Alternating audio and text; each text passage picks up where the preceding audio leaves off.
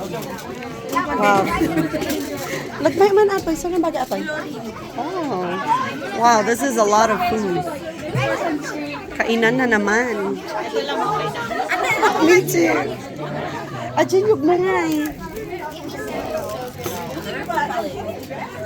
Hindi mo Oo, yung Siyempre si ate dyan ang gumawa niyan. success. Tapos sabi ko pa naman dun sa may-ari ng yung sari-sari store. Oo. Picture tayo mo. Bebentahan kita. Wala na.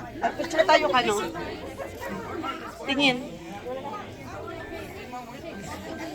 Yan. Video yan na picture.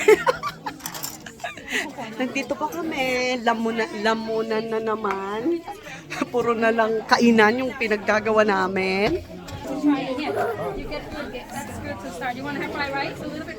Sige mga anak, masaya na ako na kumakain kayo. I think kuha na ako ng ano doon. Baka maubusan ako ng ano.